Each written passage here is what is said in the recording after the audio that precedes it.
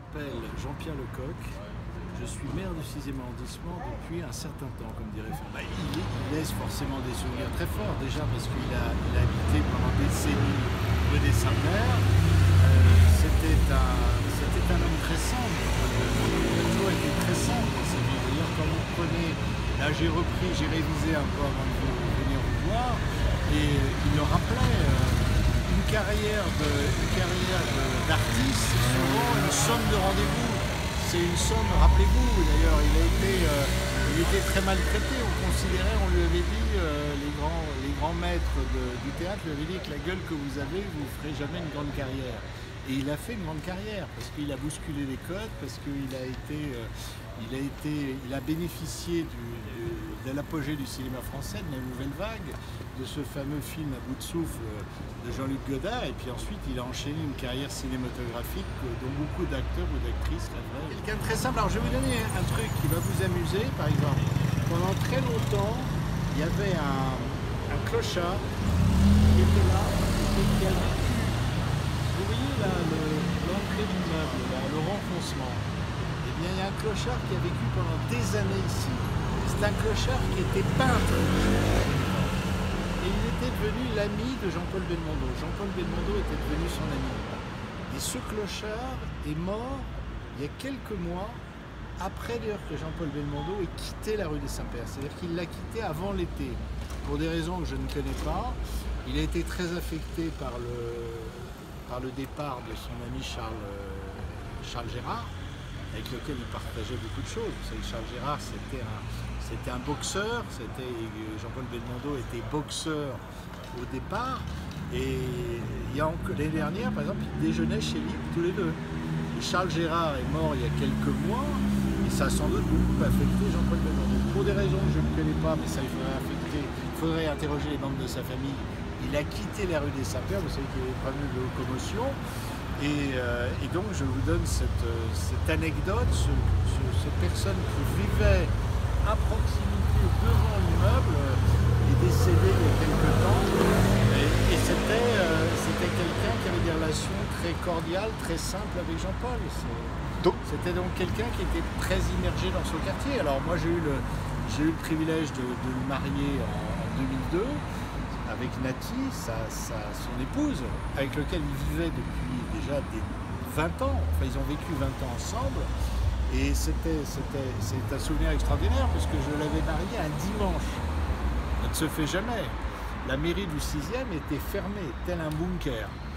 Et nous n'avions pas déclaré, les bancs n'avaient pas été publiés. Vous savez que quand un mariage a lieu, on doit publier les bancs. On doit publier les bancs puisque le mariage doit être connu et les personnes publient les bancs pour que quelqu'un vienne éventuellement s'opposer au mariage. C'est pour ça d'ailleurs, quand vous mariez quelqu'un, les portes de la salle des mariages doivent rester ouvertes. Bon, je marie depuis 1986, je n'ai vu personne venir s'opposer à un mariage. Après, les mariages ont quelquefois une durée limitée. Bon bref. Mais en tout cas, c'était très émouvant, et surtout ses amis toujours étaient là. Vous aviez Jean Rochefort, vous aviez d'autres acteurs dont j'ai oublié les noms, mais finalement les journalistes avaient réussi à le savoir. Et on a eu des journalistes qui planquaient dans les arbres de la place Saint-Sulpice, et lorsque la voiture est sortie sur l'arrière de la rue Madame, il y avait un petit service d'ordre, et je me rappelle de cette image, d'ailleurs vous pouvez la retrouver. Vous avez des gens qui ont ouvert des parapluies pour protéger le couple qui était dans la voiture et pour empêcher que des photos soient prises à leur insu, en quelque sorte. Et c'était un mariage, c'était très émouvant, il était bien sûr très amoureux, ils étaient très amoureux.